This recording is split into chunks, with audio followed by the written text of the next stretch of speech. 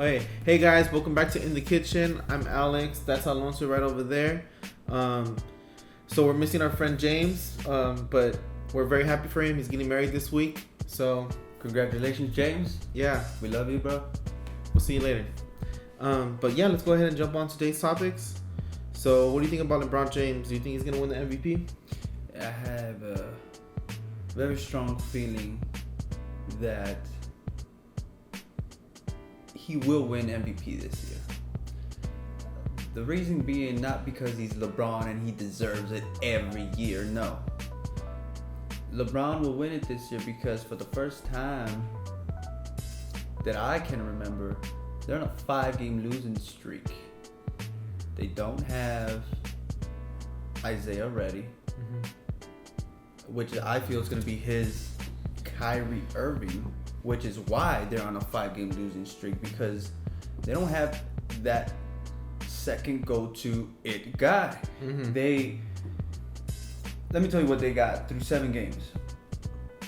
They have Dwayne Wade, who's already missed 2 games, 8.2 points per game, 33.3% shooting from the 3-point line, 2 rebounds a game, a couple assists here and there. Not a big impact. He had okay numbers last year, but it was still an 8th seed. You know, numbers are one thing, but then the production you give and the record shows what you are sometimes. And when you're an 8th seed, you lose a 2-0 lead and lose 4 straight. And that's what happened with Dwayne Wade last year. J.R. Smith, 5.4 points per game, 17% 3-point shooting. 17 through 7 games. That's so low. Damn. Derrick Rose, another addition from like Dwayne Wade. He's 20% 3-point shooting, and he's already missed 4 games. He can't stay healthy. Yes, Isaiah Thomas is hurt, but we all saw what he did last year, and I don't think he's gonna lose that much of a step this year when he comes back. He's going to be I thought Isaiah had a better season than Kyrie last year. Now I say Kyrie is eventually overall the better player because, well, 1, he's younger. 2, he's got a ring. 3, a lot of because of Kyrie that he got that ring. But Isaiah Thomas definitely had the better season last year by himself. Led a team to a number 1 seed. Not completely by himself. He had a bunch of B+ players, but Isaiah was the only A+ superstar on that team. Only one to make the All-Star team, I think, in the East. I think. But once he comes back, I feel he would definitely be that addition that LeBron James is missing. LeBron James will not have a losing season this year. Yes, they're 3-5. He's not gonna have a losing season. Not in the East. East looks promising right now. No, LeBron is resting. LeBron is doing his thing. He's still putting up his numbers. He's still averaging at 24 points a game, 58% of shooting, 40% of 3-point shooting, 7 rebounds, 8 assists. Dominant numbers. And he will win MVP because those numbers are only going to go up. I wouldn't be surprised if those assists are if he's averaging a double-double at the end of the season. Why? Because when Isaiah comes back, they're going to go on a streak. Yeah.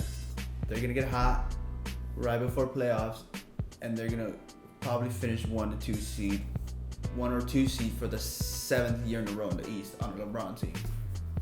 LeBron James hasn't won it the last couple years because he did not average a triple-double last year because he did not lead a 73-win team the year before that, and he did not lead a 67-win team the year before that. Back-to-back Steph and Russell Westbrook, the last 3 MVPs. Yeah. That's why he didn't win those MVPs. But this year he will lead a Cavaliers team by himself for the majority of the season, and anybody and everybody's gonna tell you Kyrie's the better player. With that being said, Isaiah Thomas all he's got, and for them to still make playoffs, get a 1-2 seed, and go to the finals. Playoffs is different. With regular season, LeBron's gonna average probably a double-double, and if he does that and gets his team to the playoffs, he will get that MVP. Why? Because Russell Westbrook now has Paul George, and Carmelo Anthony. He's expected to put up these numbers. You have all this help. Yeah. You know? So, I mean, I don't know how exactly what they do and take into consideration when it comes to MVP, because it's been a little inconsistent. But, you know, in my opinion, but I see why those last 3 MVPs were those MVPs. Yeah. To me, it's because that was the story of the year. Yeah. They were the story of the year. And Popularity contest, maybe a little bit. kind of, but at the end of the day, they are setting the bar. Yeah. Who else averaged triple-double last year? Yeah. Nobody. Okay. Who else led a 73-win team the year before that? Nobody. Who, you know? Yeah. And so it's not that it's fit. It's because it's the only tism. Like, it's the only thing to ism about. Like, and that's gonna be the story of LeBron James leading these very injured-prone old guys running around. The only healthy guys are hurt. Team on his back once again. It feels like 2007 when he took that team to the finals, the worst team. Everybody agrees that he's ever taken to the finals. He got swept by the Spurs. But then, you know, Spurs were a different story then. They just ganged up on him, you know, because it was in Timmy's prime, Tony's prime, Mano's prime. Yeah. Against LeBron James in his 3rd year in the NBA. Okay.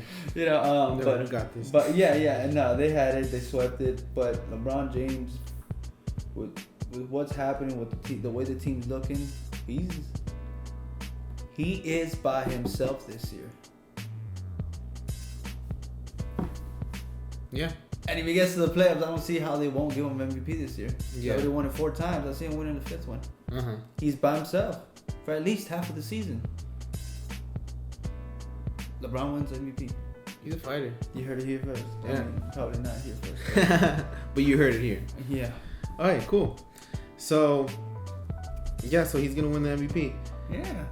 All right, let's go ahead and move on to the Cowboys. Do you think they're going to win the NFC East?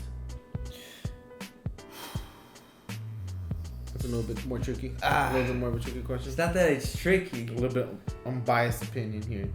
It's that, yeah, that's not gonna work for me. Yeah, no, I get it. I mean, I love these Dallas Cowboys, man. But this year, they will win the NFC East for the 2nd year in a row. Makes sense. Let me tell you why. We're gonna start off with. I got a lot of reasons why. But I'm all in on Dak Prescott. I was very hesitant last year, but when they made playoffs, Dak Prescott tied that game against Green Bay. You know, when he tied that game against Green Bay in the playoffs, I said, I'm all in on Dak Prescott. Even if they lose this game. Why? Because that game was out of reach. That game looked like, oh no, you know, they've stopped them the last two drives. They the Cowboys don't score here. Nothing's gonna happen. They're gonna lose momentum. They're gonna lose time. And Rodgers probably gonna score again. But no, they scored. They tied the game, and Dak Prescott just stayed composed and poised. And I'm like, okay, I saw this all season long. Regular season is one thing. The reason I didn't get excited for Dak Prescott initially was because I seen Tony Romo do that same exact thing 10 years earlier. Came in his first starting season. You know, he had started a couple games before, the season before. He started the last, I think, 6 games. But his first season as a starter leads the Cowboys to a 13-3 season. And the only playoff Romo we've seen is him scoring a touchdown to put it in reach to tie the game. But Tony Romo at that time was still the ball handler for the kicker. So he fumbles the ball. Oh, yeah. But after he threw the touchdown, which I think was very clutch to do in Seattle in the fourth quarter, in the playoffs, first playoff game, third round guy, undrafted, and he scores in the wild card touchdown in the fourth quarter, and he fumbles the ball to tie the game. Seattle goes on to win by I think they scored another field goal. They go on to the Super Bowl. They lose to the Steelers. Yeah. The very next year, though, we had his first full year as a starter goes 13-3, and I'm like, okay, you know, we've seen a little bit of him in the playoffs, but we hadn't seen enough yet. Mm-hmm. He goes to the playoffs, and they lose their first game. They go 13-3. They lose their first game. They get a first round bye. They go on vacation. And so when Dak Prescott lost this game, it didn't feel as bad because Tony Romo had the ball last in that 2007 season, and he threw an interception in the end zone. You know, he tried to force one in there with like 17 seconds left, and the Giants intercepted it. Went on to win that Super Bowl. But Dak, that's my case of being all in on Dak Prescott on a why. He's only had one bad game. That was last game, which was still a W. You know, like even his worst game of the season, the Cowboys still win. Something's clicking.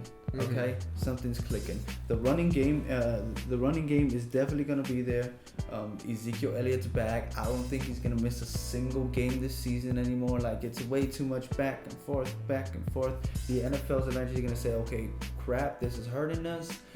Let's just wait till the offseason so we can get this guy. Whatever they're thinking, I think it's gonna wait until because Ezekiel's just gonna keep fighting. And you know what? Just put it off to the offseason. Y'all can't figure it out right now. You're really trying to keep him. Give it another offseason, you know. But I don't know. I don't know how it works. I don't know who's good to. I don't know who's not. But I feel he's gonna play for the rest of the season. With that being said, the running game's there. Over 100 yards the last 4 games. Ezekiel Elliott has over 100 yards the last 3 games. Ezekiel Elliott scored 2 touchdowns last game. Dak Prescott didn't even need to throw that ball all that much. The O-line, people were saying, oh, they're 2-2, they're 3-3. It's not there, but I don't understand. What do you mean it's not there? 28 points, 30 points, 31 points, 40 points, and then another 20-some points last week. That's all the O-line. The Cowboys scored a total of 33 points, but I'm not counting that pick 6. But that was all the O-line. If they don't do their job, those holes don't open up. Dak Prescott don't throw that touchdown pass. They have the best O-line in the game, I still think. And to my final point, this was their biggest weakness last year. But this year, I feel it's still a weakness, still a liability, but not as much. Why? Because the defensive line for the Dallas Cowboys is hot. They're crazy. They have the leading rusher through 9 weeks now. Going into week 9, they have the leading rusher. DeMarcus Lawrence with 10.5 sacks. They have 9 more games to play during this game. At this rate, he's getting close to that record of 22.5 by Michael Strahan back in 2001. Seems plausible. Yeah, it seems possible. Plausible, Especially if he gets about 2 or 3 this game. So then you got David Irving, who we just got back 3 games ago. Through 3 games, he's got 5 sacks. Killed it. 6 games, he's got 10 sacks on average. That's already more than DeMarcus Lawrence. He's got 7 games with 10.5. So, and then you got Tyron Crawford with another 4, and then Malik Collins with another 2. Malik Collins probably won't play this weekend, but him being healthy or any of those guys at any point,